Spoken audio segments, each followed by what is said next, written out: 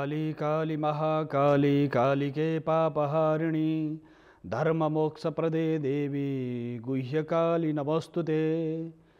संसारभरि हामीलाई कार्यक्रम वास्तुशास्त्रको माध्यमबाट हेर्नुहुने सम्पूर्ण दर्शक महानुभावलाई म वासुदेव कृष्ण शास्त्रीको नमस्कार। दर्शकवृन्द, कार्यक्रम वास्तुशास्त्रमा जीवन जगत प्रकृतिका विविध आयामका बारेमा हामी चर्चा गरिरहेका छौँ। प्रकृतिका विविध छटाहरू छन्। यो विषयमा संस्कृति, सभ्यता, जीवन मूल्य, मान्यता, आदर्श, पर्यावरण, बसोबास, खानपान, रहनसहन, भिन्न भिन्न आयामहरूले जीवन चलेको छ। विविध पक्षहरू छन्। रहनसहनका विविध आयामहरू छन्, खानपानका विभिन्न पक्षहरू छन्। यति मात्र होइन, मानवले नाना खाना छानाको जुन निरन्तर सुन्दर परिकल्पना गर्दछ, त्यसको आधारमा नाना कस्तो, छाना कस्तो, खाना कस्तो, यो प्रश्नहरू स्वाभाविक हो। नानाको सन्दर्भमा वास्तुशास्त्रमा बार अनुसारका वस्त्र धारणका विधान गरिएका छन्, नक्षत्र अनुसार छन्, साधनाका पद्धति अनुसार छन्। साथसाथै नक्षत्रको आधारमा छ, तिथिको आधारमा छ, योग, करण, मुहुर्त, लग्न विभिन्न आयामहरूमा छन्। रङको सन्दर्भ 7 वटा रङ छन्। 7 वटा रङले 7 प्रकारको शक्तिलाई निरन्तर प्रभावित पारिरहेको हुन्छ। दर्शकवृन्द, यसकारणले 7 वटा शक्तिको सन्दर्भ के हो भन्दा विशेष गरेर सप्तरङ्गी रश्मि, सूर्यको जुन 7 वटा रश्मि छ, त्यो रश्मिका 7 वटा रङहरू आधुनिक विज्ञानको भाषा होस् अथवा प्राचीनमा सूर्यले 7 वटा रथमाथि चढेर परिक्रमा गर्नुहुन्छ भन्ने जुन मिथक छ पौराणिक ग्रन्थहरूमा, त्यो 7 वटा रथका घोडाहरू 7 प्रकार रङहरू छन्। त्यो 7 वटा रङका घोडाहरू भिन्न भिन्न प्रकारका छन्। ती 7 रङका घोडाहरूमा चढेर सूर्यले चराचर जगतको परिक्रमा गर्नुहुन्छ, सौरमण्डलको परिक्रमा गर्नुहुन्छ भन्ने मिथक छ पौराणिक वाङ्मयमा। यो आधार, यसको अर्थमा अब रङको प्रभाव के हो भन्दाखेरि साधनाको पथ र विशेष गरेर शुभाशुभको सन्दर्भ छ। दर्शकवृन्द, साधनाको पथमा तपाईका विविध रङका देवी देवताहरू देख्नुहुन्छ। तपाईँ कहिले हनुमानको रङ देख्नुहुन्छ, गेरु रङ देख्नुहुन्छ, रातो रङ देख्नुहुन्छ। शिवजीको रङ सेतो देखिन्छ, हिमालका देवता हुन्, त्यसकारणले शिवजीलाई सेतो फुल धतुरोको पुष्प चढाइन्छ। हरियोको सन्दर्भ प्रकृतिसँग छ, त्यसकारणले प्रकृति पार्वती हुन्, त्यहाँ बेलपत्र विविध प्रकारका सामग्रीहरू चढाइन्छ। बेलपत्र सहित जल आदि चढाइन्छ, किनी प्रकृति नि पार्वती हुन् भनेर भनिएको छ। यसकारणले पार्वती र शिवको सन्दर्भ हरियो र सेतोसँग सम्बन्धित छ। यसका साथसाथै अब यही शक्तिको उपासना जानुभयो भनेदेखि भगवती शक्तिको रङ रातो छ, त्यसकारणले दुर्गाको रङ, भगवतीको रङ रातो छ। यदि लक्ष्मीको शक्तिसँग यदि संयोजन हुन्छ भने लक्ष्मीको रङ पहेँलो छ। यदि सरस्वतीको रङसँग त्यो समन्वय भयो भने सरस्वतीको रङ सेतो छ। जहिले पनि विद्याको रङ सेतो हुन्छ। विद्याको रङ सेतो यस अर्थमा हुन्छ कि विद्याले जहिले पनि प्रज्ञा, चेतना र निर्माणको यात्रामा अगाडि बढाउन सहयोग गर्छ। सेतो शान्तिको प्रतीक मानिन्छ। यसकारणले दर्शकवृन्द, यो सारा आयामहरू वास्तुशिल्पशास्त्रमा पनि वर्णन गरिएको छ। यसकारणले रङको सन्दर्भ यसरी अगाडि बढ्छ। रातो रङ सौभाग्यको प्रतीक मानियो, शौर्यताको प्रतीक मानियो, पराक्रम, पुरुषार्थ र सौभाग्यको प्रतीक, साहसको प्रतीक मानियो, रिद्धि सिद्धि शुभ लाभको प्रतीक मानियो रातो रङलाई। यसकारणले त रातो रङ, विवाहमा रातो रङ, कुनै पनि शुभ कर्ममा रातो रङ, तीजमा चेलीबेटीहरूले लाउने रङ रातो, पूजा उपासनामा लाउने रङ रातो। अब यसका साथसाथै सेतो रङ शान्तिको प्रतीक, सरस्वतीको प्रतीक, ज्ञानको प्रतीक मानियो। यसकारणले सेतो रङको सन्दर्भ घरमा पनि वास्तुशिल्पशास्त्र अनुसार सेतो रङको प्रयोग, क्रिम कलरको प्रयोग, त्यो प्रयोगहरू पनि सम्बन्ध शान्तिसँग छ। यसकारणले सेतो रङको प्रयोग। यसका साथसाथै घरका भित्ताहरूमा लाउने रङ पनि सेतो, रातो, गेरु, विभिन्न पहेँलो, हरियो विभिन्न रङहरू छन्। त्यो दिशा अनुसारका रङका देवताहरू छन्, रङ पनि छ।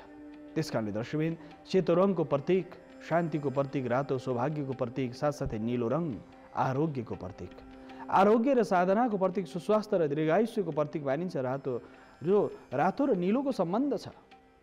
रातो सौभाग्यको जुन प्रतीक छ रातो, यसका साथै नीलो रङ आरोग्यको प्रतीक। आरोग्यको लक्षण के हो, स्वास्थ्यको लक्षण के हो भन्दा वैदिक वाङ्मयमा स्वास्थ्यको लक्षण भनिएको छ। दर्शक, यसरी विविध आयामहरू छन्। यो कुनै पनि तपाईँलाई यस विषयमा जिज्ञासा छ भने हामीलाई फोन गर्न सक्नुहुनेछ। फोन गर्दा हाम्रा 2टा प्रत्यक्ष प्रसारणका 2टा नम्बरहरू रहेका छन्। दर्शकवृन्द, यो 2टा नम्बरहरूमा फोन गरेर आफ्नो जिज्ञासा राख्न सक्नुहुन्छ। तपाईँको टेलिभिजनका भित्तामा 2टा नम्बरहरू आइरहेका छन्। फोन गरेर यो जिज्ञासा तपाईले राख्न सक्नुहुन्छ। घरको रङ, वास्तुशिल्पशास्त्र अनुसार रङ, राशिको रङ, विभिन्न रङहरूसँग सम्बन्धित। यति मात्र होइन, अन्य सन्दर्भहरू पनि छन्, पर्यावरण वास्तुको सम्बन्ध, निर्माणको सम्बन्ध। यो सारा आयामहरू यदि तपाईँले घरको नक्सा बनाउँदै हुनुहुन्छ, नयाँ निर्माण गर्दै हुनुहुन्छ, नवनिर्माणको यात्रामा हुनुहुन्छ भनेदेखि हामीलाई तपाईँले घरको नक्सा पनि प्रेषित गर्न सक्नुहुन्छ।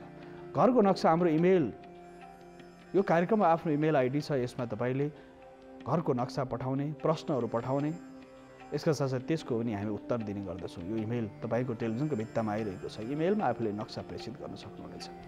यसकारण दर्शक यो चर्चाका साथसाथै हामी रङको सन्दर्भमा चर्चा गरिरहेका छौँ। रातो, सेतो, पहेँलो रङ अध्यात्मको प्रतीक हो, साधनाको प्रतीक हो। यसकारणले योगी, तपस्वी, साधु, गुरुहरूले पहेँलो रङ लाउनुहुन्छ, गेरु रङ लाउनुहुन्छ। अध्यात्म, शान्ति र निर्माण प्राप्तिको लागि यात्रा हो। यसकारणले पहेँलो रङ तपाईँको लागि अध्यात्मसँग सम्बन्धित छ, साधनासँग सम्बन्धित छ। गुरुहरूले, महामण्डलेश्वर आचार्यहरूले, शङ्कराचार्यहरूले, सनातन वैदिक उपासनाका विभिन्न साधकहरूले विशेष गरेर त्यो रङ पहेँलो र गेरुको प्रयोग गर्नुहुन्छ। यसका साथसाथै अब कालो रङ के हो त भन्दा कालो रङ कालीको प्रतीक हो, भैरव र भैरवी शक्तिको प्रतीक हो। 64 भैरवीहरू छन्, त्यसमा अधिकांश भैरवीहरूलाई कालो रङ प्रिय छ।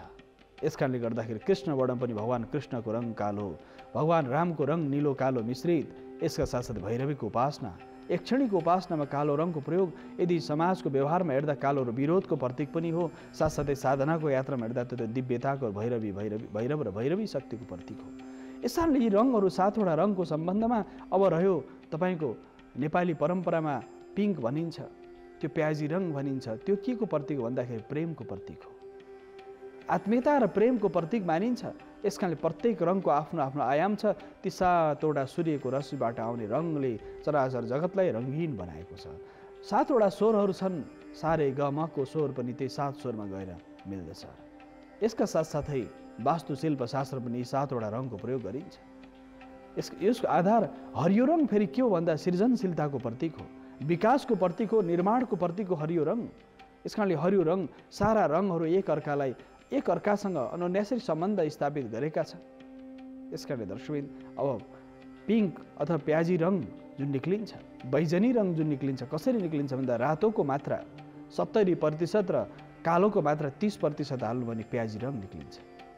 एउटा नयाँ रङ निर्माण हुन्छ, त्यसमा कालो र रातोको मिश्रणबाट नयाँ रङको प्रयोग हुन्छ, त्यो प्याजी रङ, त्यो बैजनी रङ प्राप्त हुन्छ। हेर्नुहोस् त, कालोको र रातोको मात्रामा नयाँ रङ प्रकट हुन्छ। यसकारणले यो रङ दिव्यताको आयाम र यदि तपाईँले सबैसँग कम्प्युटर छ, तपाईँले मिसाएर हेर्नुहोस् न रङ, त्यो स्वरूपमा तपाईँले देखिहाल्नुहुन्छ। भनेको आशय के हो भन्दाखेरि प्रत्येक आयाममा यो रङको मिश्रणले हामीले त्यो मात्राको मिश्रणबाट र प्रत्येक वस्तु र आयाममा वास्तुशिल्पशास्त्रमा यी आयामहरू छन् दर्शकबिन। यसकाले रङको प्रयोग, रङको साधना, रङको जुन आधार छ, त्यो रङको आधारबाट हामीले के बुझ्छौँ भने सबै शान्ति, समृद्धि, सौभाग्य, उन्नति, प्रगति, सृजनशीलता, साधना, यी आयामहरू सारा जोडिएका छन्। त्यसकारणले यो 7वटा रङ एक अर्काका परिपूरक हुन्। मानव जीवनको लागि पनि 7वटा स्वर, 7वटा चक्र, सप्तचक्र भनिन्छ। शरीरभित्र 7वटा चक्रको आधार, 112वटा चक्रमा प्रमुख चक्रहरू 7वटा छन्। इडा पिग्ला सुषुम्ना तन्त्रशास्त्रमा जाने हो भने सारा शरीरका एक अङ्ग प्रत्यङ्गमा तपाईँको संवेदनाका केन्द्रहरू 112 स्थानमा छन्। शरीरभित्र देखिएका चक्रहरू 7वटा छन्, सहायक चक्रहरू गरे 112वटा चक्रहरू हुन्छन्। शरीरमा असङ्ख्य चक्र हुन्छन्, सहस्र दल पद्म छ शिरमा, हजारौँ पद्मपत्रहरूले बेष्टित छ शिरको भाग। यसकारणले दर्शक यो तन्त्रको आयाममा त प्रवेश यति गहन र विहङ्गम छ। वैदिक कालभन्दा पनि प्राचीन मानिन्छ तन्त्रकाललाई। तन्त्र भनेको सारा तनु बिस्तारै धातुबाट स्तुन प्रत्यय लगाएर तन्त्र शब्द बन्दछ। त्यसले सारा विस्तार र व्यवस्था दिन्छ। संसारको व्यवस्था केले चलाइरहेको छ भन्दा तन्त्रले चलाइरहेको छ। यसकारणले तन्त्र यो सारा आधुनिक यो जति पनि यो प्राविधिक जति छन् यो तन्त्र त हो नि। यन्त्र र तन्त्रको क्रमबाट तपाईँको सारा आयामहरू प्रकट भइरहेका छन्। यसकारणले दर्शकबिन यो आधार छ। वास्तुमा पनि रङको प्रयोग गर्दाखेरि पूर्वपट्टिको भित्तामा, दक्षिणपट्टिको भित्तामा, उत्तरपट्टिको भित्तामा, पश्चिमपट्टिको भित्तामा तपाईँ रङको यदि तपाईँ पारखी हुनुहुन्छ भने, वास्तुअनुसार रङलाई मिलाएर राख्न चाहनुहुन्छ भने पूर्वपट्टि सूर्यको प्रत्यक्ष किरण आउँदछ। यसकारणले पूर्वपट्टि तपाईँले रातोमा गाढा रातो होइन हल्का प्याजी रङ पूर्वतिरको भित्तामा असाध्य प्रभावकारी हुन्छ। यदि अहिले त कङ्क्रिट, ढुङ्गा, माटो, इँटा, रोडा, सिमेन्ट आदिको जुन निर्माणको क्रममा आइरहेको छ, यो निर्माणमा तपाईँले आफ्नो घरलाई सबै अहिले त एट्याच चाहिएको छ, शौचालय एट्याच चाहिएको छ, बाथरुम, बेडरुमहरू सारा एउटा आयाममा मानिस बिस्तारै बिस्तारै सङ्कुचनको यात्रामा रहेको छ। ठुला ठुला महलहरू बनेका छन् सिसाको, विविध प्रकारका फलामी सामग्रीहरू धातुहरूको प्रयोगबाट।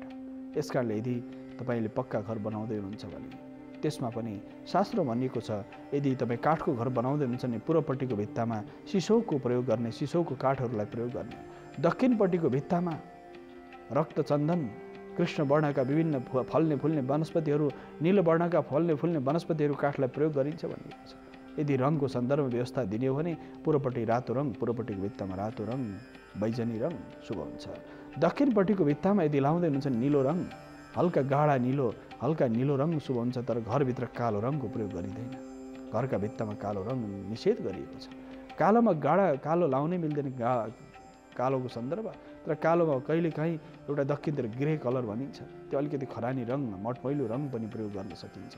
यदि पश्चिमपट्टिको भित्तामा भने साक्षात् वरुणको स्थान मानिन्छ, त्यस कारणले पश्चिमपट्टिको दिशालाई वरुणको देवता हुन्, त्यताबाट सकारात्मक ऊर्जा आओस् भनेर वरुणको रङ सेतो छ, त्यस कारणले पश्चिमपट्टिको भित्तामा वरुणको प्रयोग गरिन्छ।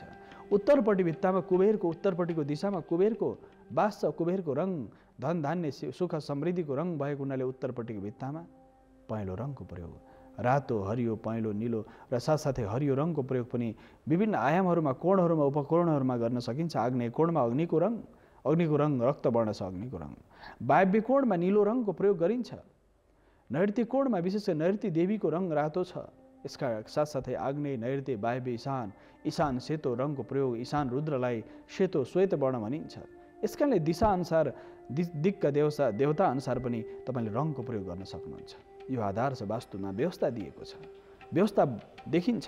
दर्शविद यो रङको प्रयोग, रङका साथसाथै रङको आयाम, सप्त रङ, सप्त स्वर, सप्त नदी, सप्त सागर सारा सातसँग सम्बन्धित छ। यस कारणले सात हाम्रो परम्परामा पनि सात महत्त्वपूर्ण मानिन्छ। प्रत्येक अङ्क महत्त्वपूर्ण छन्।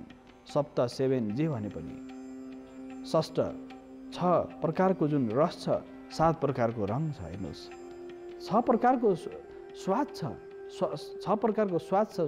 त्यो स्वादको आधार भनेको 6 प्रकारको स्वाद छ। तितो छ, पिरो छ, गुलियो छ, अमिलो छ, नुनिलो छ, टर्रो छ।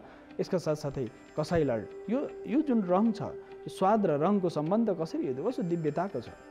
नुनिलो रङको प्रयोग र साथसाथै पिरो रङको प्रयोग, तितोसँग त्यसको रङमा पनि तितोपन, रङमा पनि मिठोपन, रङमा पनि गुलियोपन, रङमा पनि त्यो रङको स्वरूपमा त्यो रङ चाख्ने होइन, रङमा कुन स्वाद छ भन्ने सन्दर्भ। त्यसैले अध्यात्म शास्त्रमा बडो दिव्यताको बोध छ। हरियोमा टर्रो छ, हरियोमा टर्रो रङको प्रयोग छ। त्यस कारणले हरियोमा टर्रो रङको प्रयोग देखिन्छ। त्यो स्वादमा पनि रङ आएको छ, रसको सम्बन्ध छ। त्यस कारणले आधुनिक विज्ञानमा पनि सारा आयामहरू छन्। यस कारणले दर्शकबिन मिठास छ, गेरुमा मिठास छ, त्यो मिठो प्रभाव छ त्यहाँ। त्यस कारणले अध्यात्म जहिले पनि आनन्ददायक हुन्छ, उन्नति र कल्याण गर्ने हुन्छ। यस कारणले मिठो रङ। यसका साथसाथै कालो रङमा विशेष गरेर अमिलोको प्रयोग छ। त्यस कारणले जहिले पनि अमिलो कस्तो हुन्छ भन्दाखेरि कालो हुन्छ, कालोमा अमिलोको प्रयोग छ। यो रङ र स्वादको सम्बन्ध तपाईँले हेर्नुहोस् कति दिव्यता छ, दिव्य बोधमा अगाडि बढेको छ। साथसाथै यो आयामहरूमा, सारा मिश्रणहरूमा, रङमा, स्वादमा, सुगन्धमा, सारा धरतीको माटोको रङ, माटोको स्वाद, माटोको सुगन्ध यसरी त स्थापित हुन्छ। माटोको रङ कस्तो छ, त्यस आधारमा घर बनाउने, कस्तो प्रकारको घर बनाउने, कस्तो रङको रङ कस्तो प्रयोग गर्ने, साथसाथै तपाईँको घरको तन्नादेखि लिएर, तपाईँको बेडरुमको तन्नादेखि लिएर पर्दासम्म कुन प्रकारको बनाउने, काठ कुन प्रकारको प्रयोग गर्ने, वास्तुमा एक विषयमा त्यसले हुन्छ के त। एकजना भौतिक फिजिक्सका विद्वान हुनुहुन्थ्यो, डाक्टर हुनुहुन्थ्यो, भौतिक साइन्स पढ्नु भएको। उहाँले बडो दिव्य प्रश्न सोध्नुभयो, यो आधार कसरी स्थापित हुन्छ, मान्यताहरू कसरी स्थापित छन्। वेदले कति दिव्यताले टाढा टाढासम्म एक विषयमा गहन चिन्तन गरेका छन् ऋषिहरूले। एक सन्दर्भमा, एक विषयमा यति गहिराइले, यति सूक्ष्म रूपमा दुनियाँमा कतै पनि चिन्तन गरेको छैन। आधुनिक विज्ञानले भर्खर त्यसमा बामे सर्दैछ भन्नुहुन्थ्यो। आधुनिक विज्ञान बामे सर्दैछ, तर वैदिक विज्ञानले कति लामो प्रत्येक विषयमा यति गहनतम, यति सूक्ष्मतम चिन्तन गरेको छ, यति सूक्ष्मतम व्यवस्था बनाएको छ। उहाँको त्यो बडो दिव्य थियो। उहाँ विदेशी विद्वान हुनुहुन्थ्यो, अक्सफोर्डमा पढाउनुहुन्थ्यो र उहाँको त्यो भेट धेरै दिव्यतापूर्ण थियो दर्शकबिन। यसकारणले उहाँसँगको जुन भेटले जुन दिव्य उहाँका प्रश्नहरू थिए, तपाईँहरूको जिन, तपाईँको डिएनए, तपाईँको क्रोमोजोमहरू पनि यति दिव्य छ भनेर। ती विद्वान बडा वयोवृद्ध हुनुहुन्थ्यो, केही समय पहिले उहाँको शरीर छुट्यो, असाध्य वयोवृद्ध हुनुहुन्थ्यो, केही लेखेर पनि दिनुभएको छ, मलाई व्यक्तिगत रूपमा केही लेखेर दिनुभएको छ। किन भन्दाखेरि तपाईँहरूले दिएको व्यवस्थाले संसारलाई एउटा आज नेतृत्व दिन सक्छ भविष्यमा भनेर उहाँले भविष्यवाणी गरेर जानुभयो। यति ठुलो विद्वान, त्यही पनि उहाँ विदेशी, उहाँले के भन्नुहुन्छ भने तपाईँहरूका पूर्वजहरूले ऋषि महर्षिले दिएको व्यवस्थाले संसारमा ज्ञान विज्ञानको र अध्यात्मको यदि कुनै चिन्तन छ भने त्योभन्दा गहिरो चिन्तन कुनै अब नयाँ अनुसन्धानबाट प्राप्त हुने नै छैन। भौतिक उन्नतिको शिखरमा जाइएला, तर अध्यात्म र गहनतम रहस्यात्मक विज्ञान छ, रहस्यमय विज्ञान छ भने त्यो अध्यात्म विज्ञान हो, त्यो वैदिक विज्ञान हो, हिन्दू दर्शनको सनातन परम्पराको विज्ञान हो भनेर उहाँले त्यसरी त्यो भाव थियो उहाँमा। यसकारण दर्शक यो चर्चा त छँदैछ। अहिले मसँग एउटा नक्सा आएको छ, इमेलमा एउटा नक्सा आएको छ, त्यस विषयमा चर्चा गर्न गइरहेको छु। उमेश मैनालीजीले पठाउनु भएको छ हरिओनबाट एउटा नक्सा, उहाँका प्रश्नहरू छन् र यो नक्सा तपाईँको टेलिभिजनका भित्तामा आइरहेको छ। दर्शक यो नक्सामा उत्तरपट्टिबाट उहाँको जुन प्रवेश छ, उत्तरपट्टिबाट प्रवेश देखिन्छ। यो फर्स्ट फ्लोरमा, सेकेन्ड फ्लोरमा र टप फ्लोर, यो 3टा तलाको मलाई नक्सा प्रेषित गर्नुभएको छ। उमेश मैनालीजी, तपाईँको घर पश्चिमपट्टि शून्य गराउनु भएको छ। सबभन्दा पहिले उत्तरपट्टिबाट प्रवेश एकदम राम्रो छ, उत्तरबाट भित्र प्रवेश इन्ट्रान्स, त्यसपछि उत्तर पूर्वबाट भित्र प्रवेश यो राम्रो छ। तपाईँको खुल्ला ठाउँ छोडिदिनु भएको छ, यो पनि असाध्य दिव्य छ। तर एउटा यसमा समस्या, तपाईँले घर बनाउँदै हुनुहुन्छ मैनालीजी, त्यस कारणले यो जुन पिल्लरहरू जसरी राख्नु भएको छ, यो ठ्याक्कै यो भर्याङ जहाँ राख्नु भएको छ यो ब्रह्मस्थान भनिन्छ, सेन्टर पोइन्ट भनिन्छ। यो ब्रह्मस्थानबाट भर्याङ माथि चढ्ने बनाउनु भएको हुनाले यो भर्याङ तपाईँको मिलेको छैन। त्यस कारणले यो भर्याङलाई अलिकति यताबाट, यो जसरी तपाईँको 9वटा पिल्लरहरू छन्, यसमा पूर्वपट्टि पछिपट्टि अलिक सानो भाग राख्नु भएको छ, पूर्वपट्टि अलिक खुल्ला भाग राख्नु भएको छ। यो त राम्रो पक्ष हो, तर यहाँदेखि जसरी तान्दाखेरि यो पिल्लरबाट यो अर्को पिल्लरसँग जुन तान्नुहुन्छ, यहाँसम्म जुन तान्नुहुन्छ नक्सा र यताबाट तान्दाखेरि जुन बीचको भाग पर्छ, बीचको पिल्लर जहाँ पर्छ, ठ्याक्कै त्यहीँबाट जहाँबाट अप लेखिएको छ, यहाँबाट सम्भवतः यो केन्द्र पर्छ, यो ब्रह्मस्थान पर्छ। त्यस कारणले यो ब्रह्मस्थानबाट माथि चढ्ने उपयुक्त हुँदैन। त्यस कारणले यो जुन भाग छ, यो भागमा तपाईँले भर्याङलाई अलिकति उता सारेर यो यताबाट पूर्वबाट प्रवेश भएको हुनाले यहीँबाट सिधै माथि जाने बनाउने, माथि चढ्ने यहाँबाट दाहिने घुमेर बनाउन सक्नुहुन्छ।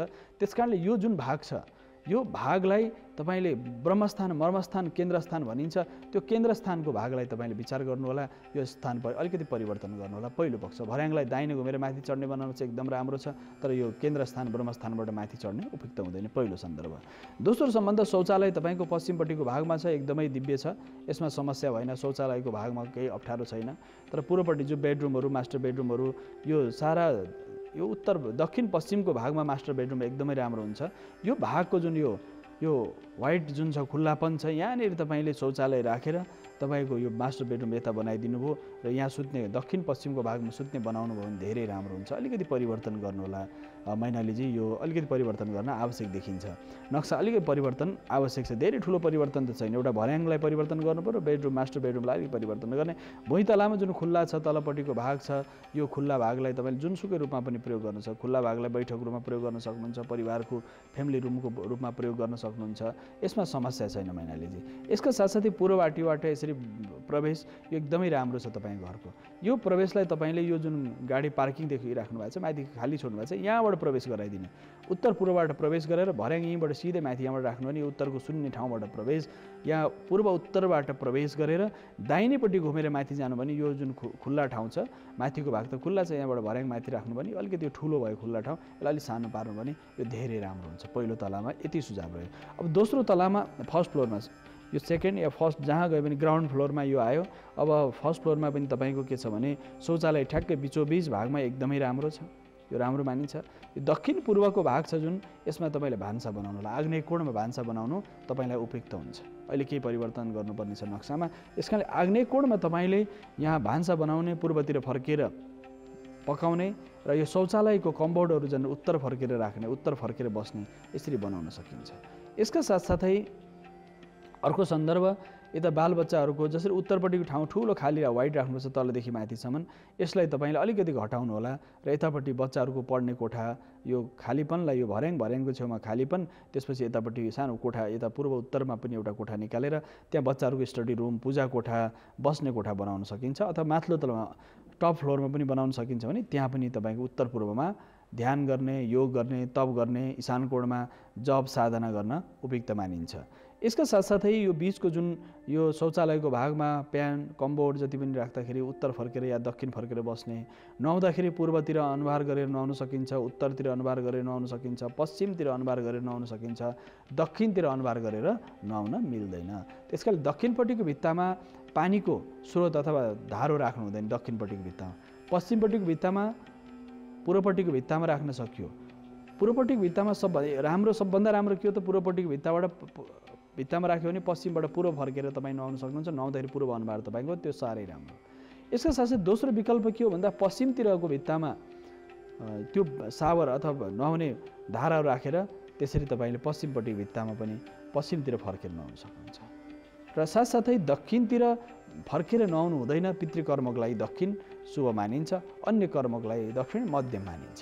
धेरै कर्महरू छन् यस्ता जो साधनाको क्रममा धेरै कर्महरू छन् जो दक्षिण फर्केर गर्न सकिन्छ, तर स्नान इत्यादि चाहिँ दक्षिण फर्केर नगर्नु भनेर बताइएको छ। यसका साथै अब सन्दर्भ आयो तपाईँको अन्तिम टप फ्लोर। यसमा भर्याङ परिवर्तन हुने बित्तिकै तपाईँको केही परिवर्तनहरू देखिन्छ। यसमा भर्याङ परिवर्तन हुने बित्तिकै यो ठाउँ खुल्ला रहन्छ, उत्तर पूर्व कोर्फा तपाईँको राम्रो बन्छ, माथि तपाईँ ढलान गर्दै हुनुहुन्छ, खुल्ला ठाउँ राख्नुहुन्छ। दक्षिण पश्चिमको भागमा तपाईँले आफ्नो बेडरुम माथि बनाउन सक्नुहुन्छ। भान्सा भुइँतलाम बनाएर माथि सबै रुमहरू बनाउन सकिन्छ, अथवा टपमा सबभन्दा माथि भान्सा बनाउनु भने यो दक्षिण पूर्वमा बनाउनु पर्यो। भुइँतलाम पनि बनाए पनि भान्सा दक्षिण पूर्वमा बनाउनु पर्ने हुन्छ। दक्षिण पूर्वमा आग्नेयकोण भनिन्छ, अग्निसँग सम्बन्धित मानिन्छ। आग्नेयकोण भान्सा सो मानिन्छ। भुइँतलाम बनाउनुहोस् अथवा अन्तिम तलाम बनाओस्, त्यो बनाउने भान्सा पहिलो भान्साको पहिलो अवस्था भनेको आग्नेयकोण। आग्नेय भनेको दक्षिण र पूर्व कुनालाई आग्नेयकोण मानिन्छ। यसका साथसाथै अर्को सन्दर्भ, यदि त्यसको विकल्प के त भन्दा जुन सुझाव मैले मैनालीजीलाई प्रदान गरेँ यही आधारमा तपाईँले गृह निर्माण गर्नु भने राम्रो हुन्छ। अब दुईवटा आयामहरूमा ध्यान दिनुपर्छ। एउटा त पानीको ट्याङ्की। सम्पूर्ण यो कार्यक्रम वास्तुशास्त्रमा कान्तिपुर टेलिभिजनको जुन प्रयास छ, वास्तुशास्त्रमा आदरणीय दर्शकहरूलाई सबै ज्ञान प्राप्त होस् भनेर नि हामीले यो कार्यक्रम सुरु गरेका छौँ। घर बसी बसी तपाईँले वास्तुको सम्पूर्ण ज्ञान प्राप्त गर्न सक्नुहुनेछ, त्यसबाट लाभ प्राप्त गर्न सक्नुहुनेछ। आम दर्शकहरूले लाभ प्राप्त गरेर राष्ट्रको समृद्धिको यात्रामा अगाडि बढ्न सकिन्छ। तपाईँ व्यक्ति समृद्ध भयो, धनी सम्पन्न भयो, सुख शान्ति प्राप्त गर्यो व्यक्तिले भने राष्ट्र, गाउँ, समाज सारा उन्नतिको शिखरमा अगाडि बढ्छ। त्यसकारण यो विद्याको प्रयोग पनि त्यसरी गरौँ भनेर नि हामीले यो कार्यक्रम सुरु गरेका छौँ दर्शकबिन। तसर्थ इशान कोणमा उत्तर पूर्व कुनामा पानीको स्रोत राख्न सकिन्छ। इशान कोण पानीको लागि, ऊर्जा, साधना, ज्ञान, गुण, विद्या, बुद्धिको लागि। र साथसाथै घरमा एउटा तुलसीको मोठ होस्। त्यो घरबाट बाहिर निक्लिँदा दाहिनेपट्टि तुलसीको मोठ बनाउने, इशान कोणपट्टि। उत्तर फर्केको घडेरी एकदमै राम्रो मानिन्छ। पूर्वबाट प्रवेश धेरै राम्रो मानिन्छ। साथसाथै शौचालयको जुन ट्याङ्की छ यो पश्चिमपट्टिको भागमा, जहाँ तपाईँले वाइड राख्नु भएको छ यसो सिधा मुनि राख्न सकिन्छ। त्यसपछि सिधै उत्तर पश्चिमको भागबाट बाहिर निकाल्ने, किन उत्तरमुखी घडेरी त्योभन्दा दोस्रो विकल्प छैन। इशानतिर ल्याउनु भएन। त्यो शौचालयको पानीको स्रोत अथवा फोहोर जति पनि निक्लिन्छ इशानबाट बाहिर निकाल्न मिल्दैन। तसर्थ यो विषयहरू ध्यान दिनु पर्यो। पानीको स्रोत भयो, त्यसका साथसाथै शौचालयको पानीहरू, भान्साको पानीको निकास सबै उत्तर पश्चिमबाट बाहिर निकाल्दिने, इशानबाट बाहिर निकाल्नु हुँदैन। फोहोर पानी बाटोको त्यो क्रस गरेर बाहिर निकाल्नु हुँदैन। यो सन्दर्भ। यसका साथसाथै मैनालजी यसरी तपाईँले जुन मैले यहाँ तपाईँलाई सुझाव प्रदान गरेँ, यो सुझाव तपाईँले यस सुझाव अनुसार नक्सालाई अलिकति परिवर्तन गरेर निर्माण गर्नुभयो भने अवश्य पनि तपाईँलाई आनन्द, सुख, शान्ति, समृद्धिको यात्रामा तपाईँ अगाडि बढ्न सक्नुहुन्छ। कुनै प्रकारको समस्याहरू हुँदैन दर्शकबिन। यो सन्दर्भका साथसाथै दर्शकबिन अहिले भने छोटो विश्रामको सम्मुख आइसकेको छु। विश्रामपछि पुनः म आउने नै छु। यो छोटो विश्राम।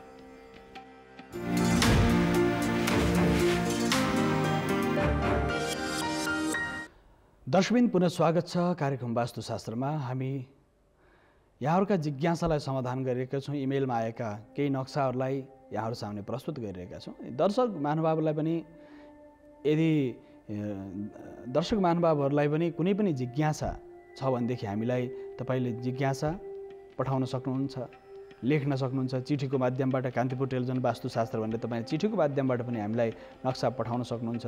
कान्तिपुर टेलिभिजन कार्यक्रम वास्तुशास्त्र 3 कुने काठमाडौँ भन्यो भने हामीले पाउन सक्छौँ। अहिले त अब इमेलको जमाना आयो। यस कारणले इमेलमा आफ्नो नक्सा पठाउन सक्नुहुन्छ, जिज्ञासा पठाउन सक्नुहुन्छ। त्यो जिज्ञासा तपाईँ घर बनाउँदै हुनुहुन्छ, बनाइसक्नुभयो, बनाउने क्रममा जस्तो अवस्था हुनुहुन्छ तपाईँले नक्सा पठाउनु भने हामी प्रत्यक्ष तपाईँका जिज्ञासालाई समाधान गर्नेछौँ। यसका साथसाथै दर्शकबिन अर्को एउटा नक्सा आएको छ। यो नक्सा हाम्रा प्राविधिक मित्रले हेर्नुहुन्छ, त्यसपछि म भए ठाउँमा आउँछ त्यो धेरै नक्साहरू पूर्णता पाएका हुन्छन् र यसका साथसाथै निर्माणका आयामहरूलाई लिएर केही नक्साहरू मेरामा आएका छन्। अहिले एउटा अर्को नक्सा आएछ, रमेश श्रेष्ठजीले यहाँ एउटा नक्सा प्रेषित गर्नुभएको छ।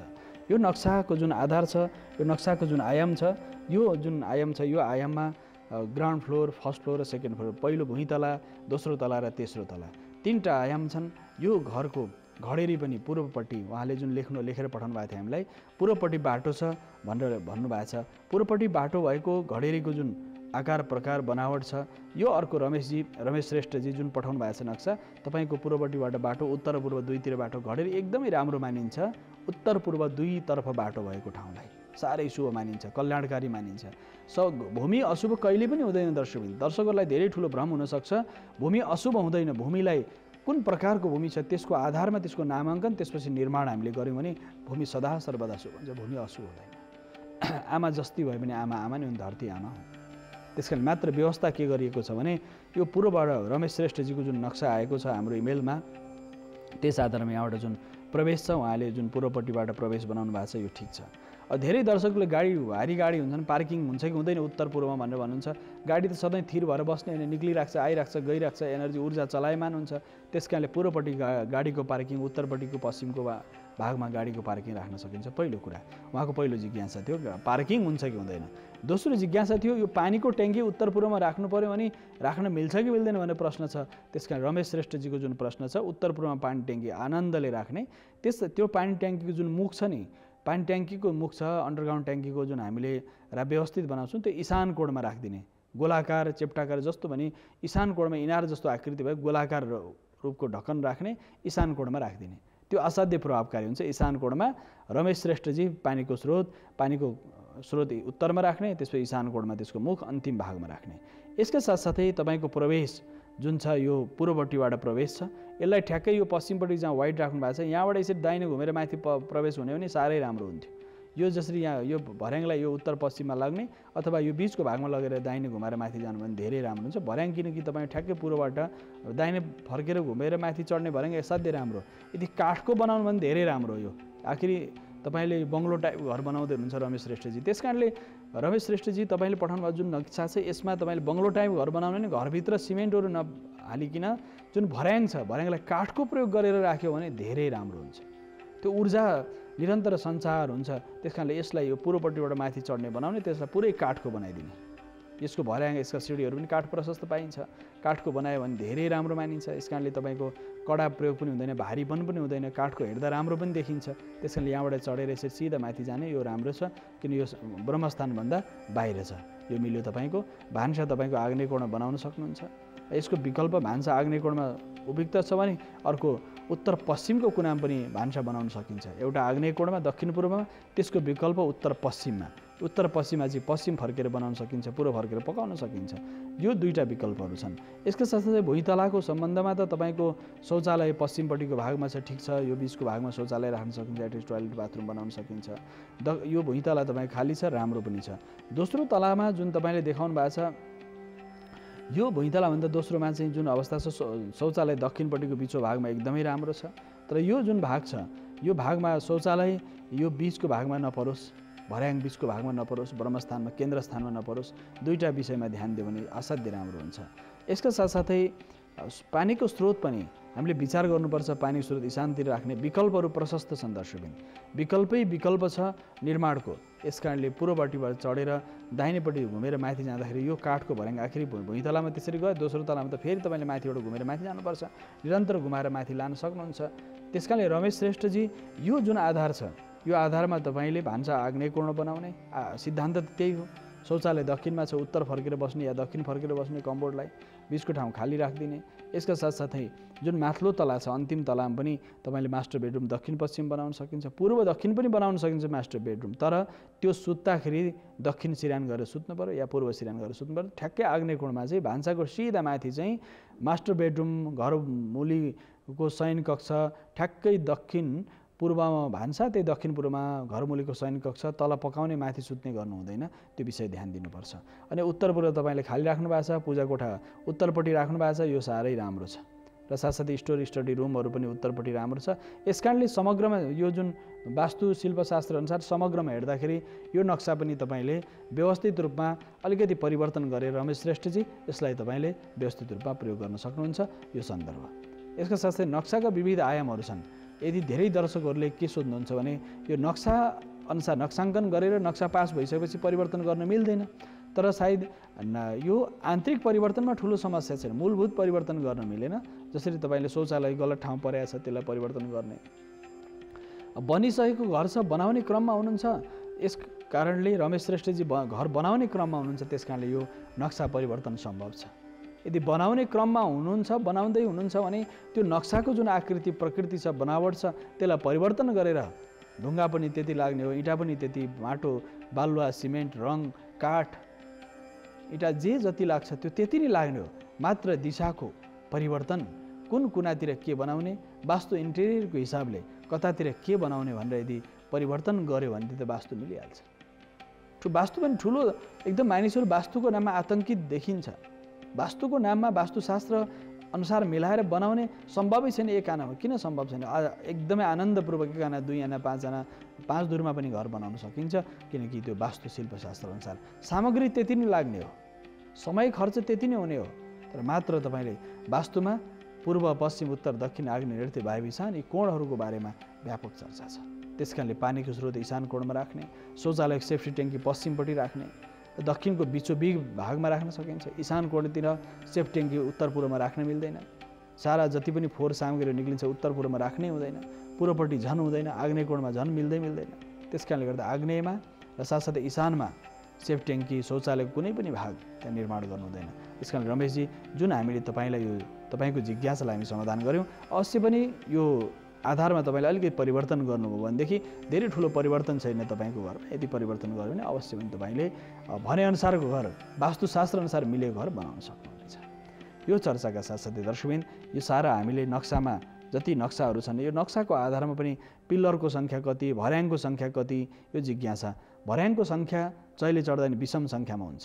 दाहिने खुट्टा माथि टेकेर अन्तिम टेकाइ देब्रे खुट्टा टेक्यो भने त्यो सन्तुलन कायम हुन्छ। यस कारणले गर्दा त्यो विषम सङ्ख्यामा भने त्यो सन्तुलन कायम हुन्छ। यसका साथसाथै भर्याङको बनावट पनि अन्य दर्शकहरूलाई पनि सुविधा होस् भनेर हामीले यो विषयमा चर्चा गरेका छौँ। यदि तपाईँले हाम्रो कान्तिपुर टेलिभिजनको युट्युबको माध्यमबाट पनि सारा यो कार्यक्रमलाई हेर्न सक्नुहुन्छ, युट्युबमा पनि यो कार्यक्रम भेट्न सक्नुहुन्छ। तपाईँको जिज्ञासा के छ त्यसमा त्यो जिज्ञासाको आधारमा पनि यो वास्तुमा हामीले धेरै श्रृङ्खलाबद्ध कार्यक्रमहरू अगाडि ल्याएका छौँ। यसकारण यसरी तपाईँले वास्तुअनुसार पनि गृह निर्माणका सारा आयामहरूलाई बुझ्न सक्नुहुनेछ, वास्तुको सारा आयामहरू बुझ्न जान्न र साथसाथै उत्सुक हुने व्यक्तिहरूलाई पढ्न पनि सक्नुहुनेछ। यस आधारमा यो आधार छ। यसका साथसाथै रमेशजीलाई हामी धन्यवाद भन्दै अब हामी फेरि वास्तुसँग सम्बन्धित रङको प्रयोगको सम्बन्धमा चर्चा गर्छौँ। मेष राशिदेखि मीन राशिसँग 12वटा राशि छन्। 12वटा राशिका रङहरू पनि यो महत्त्वपूर्ण रूपमा 5वटा रङहरूको प्रयोग धेरै हुन्छ। 12वटा राशिमा 5वटा रङको प्रयोग धेरै हुन्छ। त्यसमा 5वटा रङमा पनि मेष राशिको रङ र वृश्चिक राशिको रङ, राशि स्वामी ग्रह भनेको मङ्गल ग्रह हो, मङ्गल ग्रहको रङ रातो हुन्छ।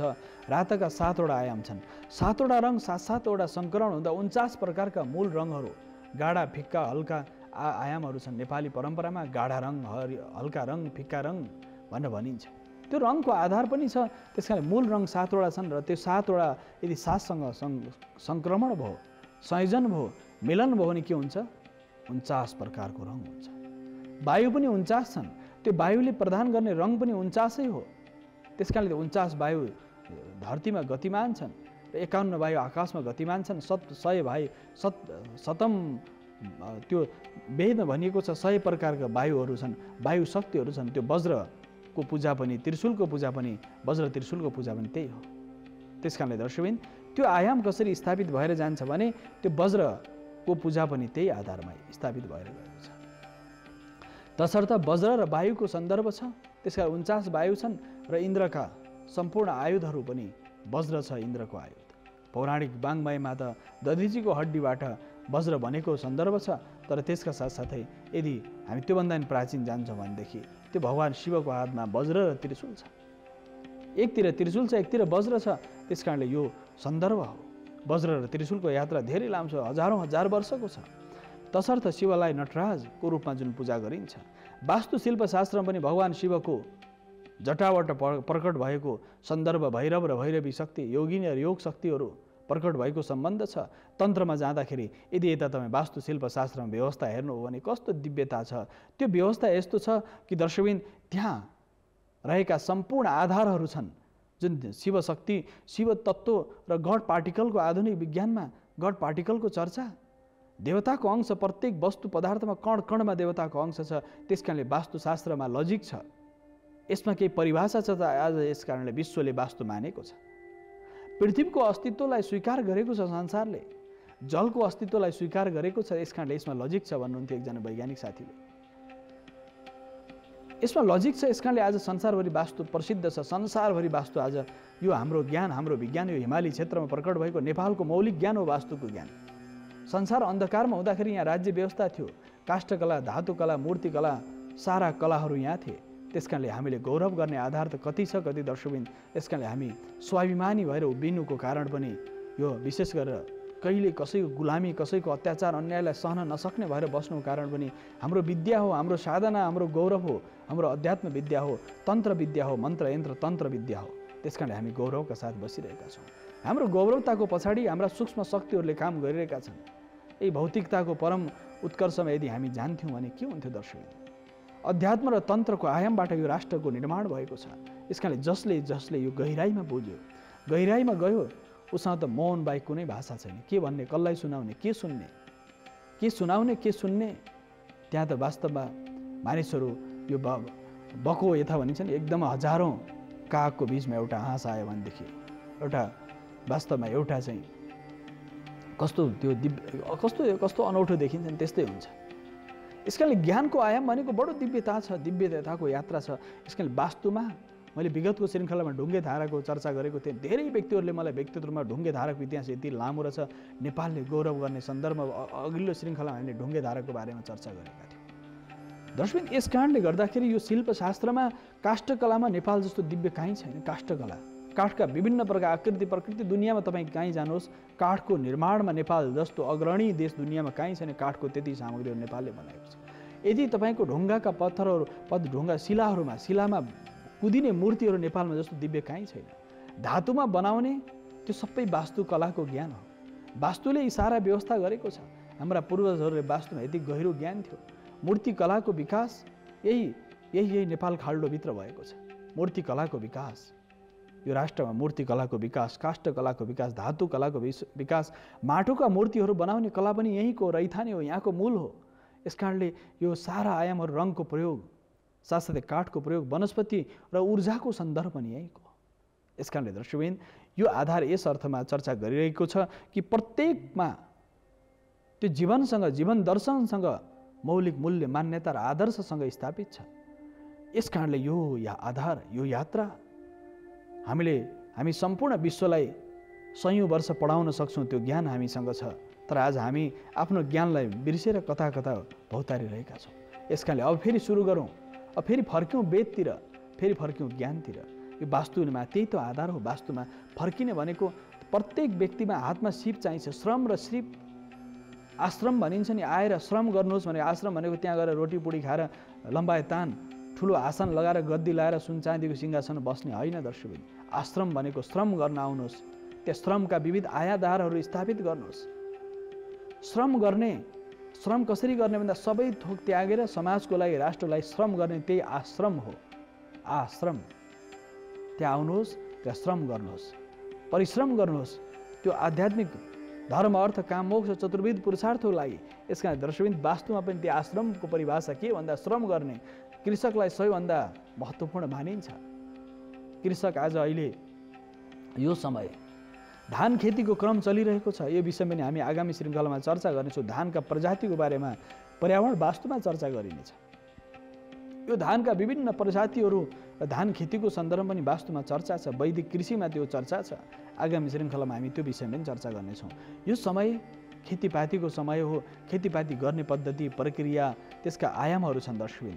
त्यस कारणले यो सन्दर्भ, यस कारणले वास्तुमा पनि के बताइएको छ भने तपाईको जीवनमा ठुलो परिवर्तन, सकारात्मक ऊर्जा, सुख, शान्ति, समृद्धि चाहनुहुन्छ भने यी सारा पदार्थहरूको सन्तुलन आवश्यक छ। तपाईलाई भोजन सन्तुलित चाहिन्छ, नुनको मात्रा मिलेको हुनु पर्यो, पाकेको हुनु पर्यो, त्यो सन्तुलित चाहिन्छ। मसला पनि मिल्नु पर्यो, खाने ठ्याक्क स्वादिष्ट हुनुलाई त सबै मिल्नु पर्यो नि त। त्यहाँ नुन, तेल, मसला, घिउ, जे तपाईले जुन प्रकारको परिकार बनाउँदै हुनुहुन्छ त्यो परिकारमा स्वादिष्टताको लागि परिकारमा मिश्रण आवश्यक छ दर्शकवृन्द।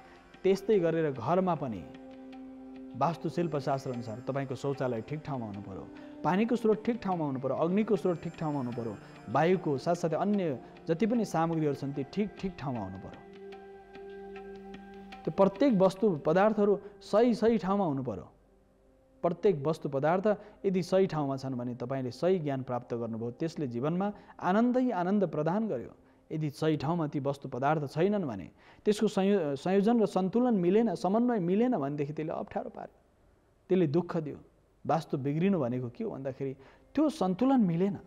घरमा कहीँ न कहीँ कलह छ, झगडा छ, झन्झट छ, बिमारी छ, रोग कष्ट छ, अशान्ति छ, मनमा शान्ति छैन, पीडा छ, व्यावसायिक नोक्सानी छ, व्यापारमा कसैले मालामाल फाइदा गरिरहेका छन्, कोही असाध्य पीडित छन्, दुखित छन्, अशान्तिको यात्रामा छन्, कुनै पनि प्रकारले उनको जीवनमा शान्ति आएको छैन, बडा पीडा छ। एउटा पक्ष अशान्ति छ, अप्ठ्यारो छ। एउटा पक्ष के छ? सुख, शान्ति, समृद्धिको यात्रामा अगाडि बढेको छ। उसले जे छोए त्यही सुन भएको छ, भनेको आशय जे गर्यो उसलाई त्यो सफलता छ। अनि पछाडिको रहस्य के छ त? त्यो पछाडिको ज्ञान के छ त? यज्ञ संस्कृतिको विकास पनि त्यसरी भयो। धर्म, अर्थ, काम, मोक्ष, चतुर्विध पुरुषार्थहरूलाई यज्ञ संस्कृतिको विकास भएछ। हामी यज्ञ गर्न छोड्यौँ। हामीले ठुला यज्ञ साधना हाम्रो छैन। साधनाको पथमा हामी अगाडि बढ्यौँ भने जीवनलाई बुझ्ने, जीवनको रहस्यलाई बुझ्ने आधार बिर्सिँदै गइयो। एउटा सन्दर्भ। अर्को सन्दर्भ, वास्तुशिल्पशास्त्र अनुसार शास्त्रले निर्देशन गर्ने अनुसारको जीवनचर्या छैन, जीवनचर्या अस्तव्यस्त छ। तेस्रो आयाम, खानपिनको अशुद्धि, रहनसहन र चिन्तन शैली र साथसाथै तपाईँ क्रियाकलापहरू अशुद्ध छन्, अपवित्र छन्, यो आधार कष्टको कारण। चौथो आधार के हो भन्दाखेरि तपाईको बोध छैन, कुनै पनि ज्ञान छैन, बोध छैन, मूर्खतापूर्ण जीवन हारहुमा कुदिरहेको छ। यसरी कसरी सुख शान्ति मिल्छ? सम्भव छैन। कसरी मिल्छ त सुख शान्ति? कसरी मिल्न सक्छ सुख शान्ति समृद्धि? त्यो भौतिक कोरा शान्ति मात्र होइन, आध्यात्मिक रूपमा पनि मन, बुद्धि, चित्त, चैतन्यतामा सकारात्मक भाव विकास कसरी हुन्छ त? त्यो हुनको लागि त जीवनको रहस्यलाई, जीवन दर्शनलाई बुझ्नु पर्यो, साधनाको पथमा अगाडि बढ्नु पर्यो, तप गर्नु पर्यो, साथसाथै वस्तु पदार्थलाई व्यवस्थित मिलाउनु पर्यो। वास्तुअनुसार घर चट्ट मिलेको बनाएको छ, परिश्रम भन्ने शून्य छ, अल्छी गरेर बसेको छ, बिहान 8-9 बजीसम्म सुत्छ। सूर्योदयभन्दा पहिले वास्तुमा भनिएको छ, सूर्योदयभन्दा पहिले जो उठ्छ त्यो विश्वमा त्यसले प्रगति गर्न सक्छ। सूर्योदयभन्दा पहिले उठेर मात्र भएन, अनर्गल विषयहरू हेरेर होइन, साधना गर्नु पर्यो। आफ्नो जीवनलाई, मनुष्यको जुन औरा छ दर्शकबिन, 84 लाख योनिमा घुमेर मनुष्य धरतीमा मनुष्यको जुन शरीर धारण गरेको छ, त्यो औरा पशुभावबाट विभिन्न परिक्रमा गर्दै गर्दै गर्दै निर्वाण प्राप्तिको लागि, मोक्ष प्राप्तिको लागि, जीवनको रहस्य बुझ्नको लागि मनुष्यमा त्यो औरा आउँछ। मनुष्य भएर धरतीमा मनुष्यको रूपमा जन्मिन्छ। 84 लाख प्रकारको योनि परिवर्तन गर्दै त्यो एक कलाको आत्मादेखि, एक कलाको चैतन्यतादेखि विस्तार हुँदै आउँछ। एक कलाको, 2 कलाको, 3 कलाको चेतना विस्तार हुँदै आउँछ। वृक्ष वनस्पतिहरूमा एक कलाको चेतना छ, त्यस कारणले तिनीहरूमा के छ?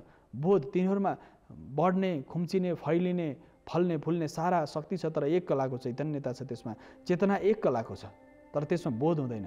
दुःख सुख लाभ हानिको अलिअलि बोध गर्छ भनेर भनिन्छ, तर सारा एक कलाको चेतनामा केही हुँदैन।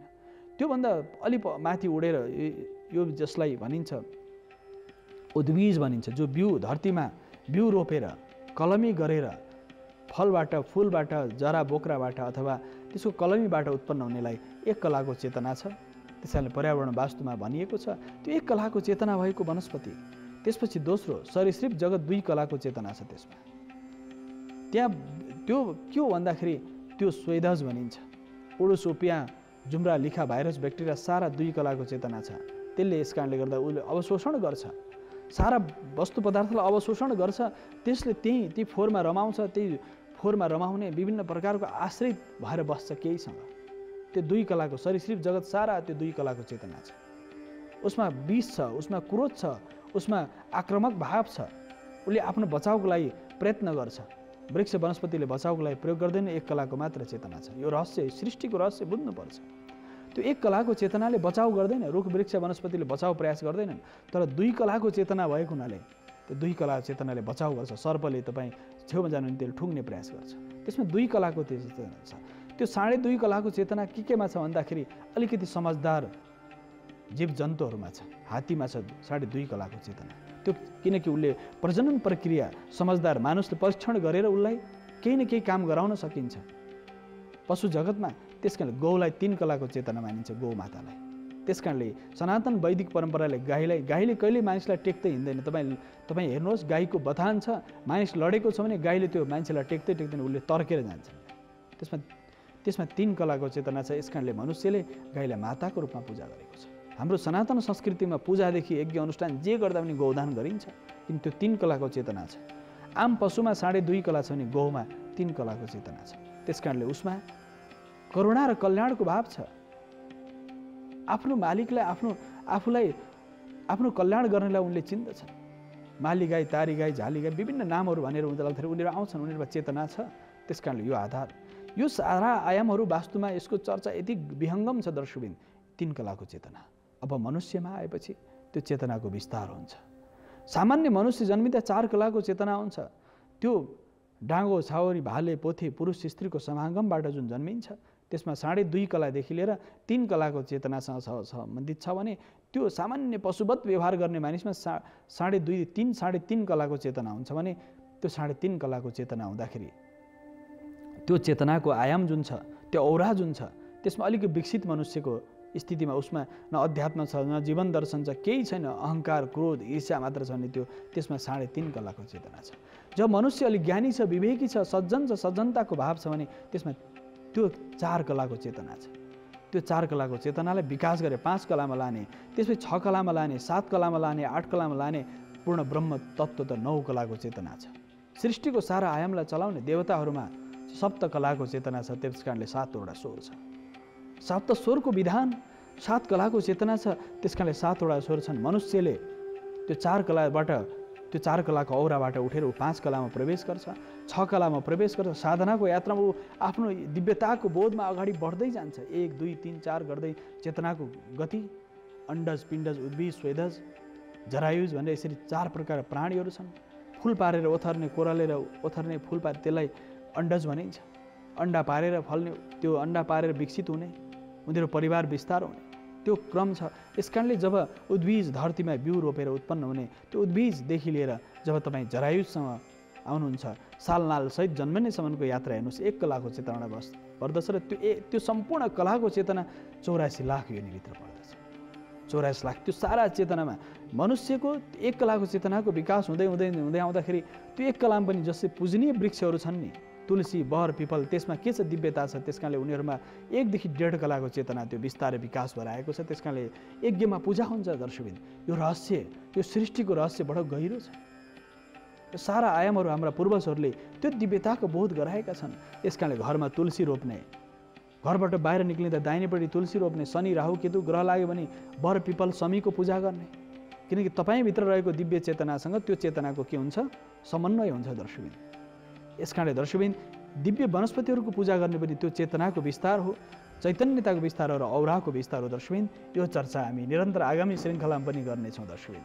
यसका साथसाथै अहिले भने वास्तुशास्त्रको निर्धारित समय सकिसकेको हुनाले छायाङ्कनमा साथ दिने मित्रहरू, प्रविधिमा साथ दिने सम्पूर्ण साथीहरूसहित म वासुदेव कृष्ण शास्त्रीलाई आजलाई भने आज्ञा दिनुहोस्। हवस् त, नमस्कार।